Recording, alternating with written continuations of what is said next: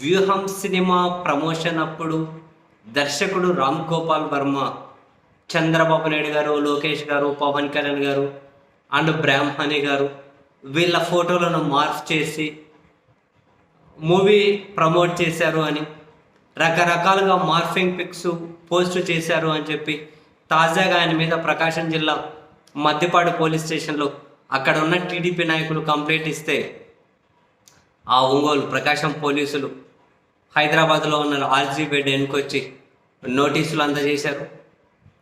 ఈ నెల 19వ తేదీ రామ్ గోపాల్ వర్మను విచారణకు రావాలి అని చెప్పి ఆ నోటీసుల్లో అయితే వాళ్ళు పేర్కొన్నారు. యాక్చువల్గా రామ్ గోపాల్ వర్మ మీద ఐటీ సెక్షన్స్ కింద కేసు ఫైల్ చేశారు. మార్ఫింగ్ ఫోటో, మార్ఫింగ్ ఇమేజెస్ ఇవన్నీ పోస్ట్ చేశారని మనం చూస్తున్నాగా వారం 10 రోజుల నుంచి ఈ అసభ్యకరంగా మాట్లాడారు అని, మార్ఫింగ్ ఫొటోస్ పిక్స్ పెట్టారు అని, ఇటువంటి కారణాలన్నీ చూపించుకుంటూ సర్కార్ అయితే దీన్ని ఒక యజ్ఞంగా చేసుకుంటూ వెళ్తూ ఉంది.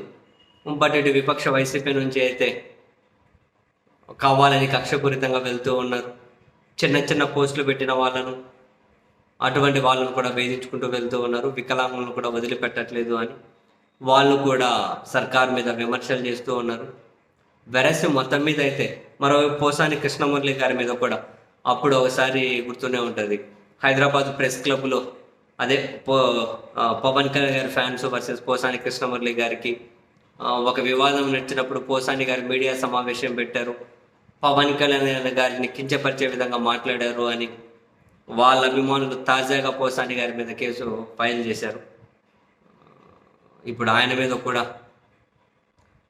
ఒక కేసు అయితే అయింది. బహుశా నెక్స్ట్ పోలీసులు కూడా ఆయన దగ్గర కూడా వెళ్ళి నోటీసులు అందించే అవకాశం అయితే ఉంటుంది. చూద్దాం. ఇప్పుడు ఆర్జీబీ నెక్స్ట్ అక్కడికి వెళ్ళి విచారణకి వెళ్ళి తాను పోస్ట్ చేసినటువంటి ఆ ప్రమోషన్ కోసం మార్ఫింగ్ వాడారు అన్నది కేసు.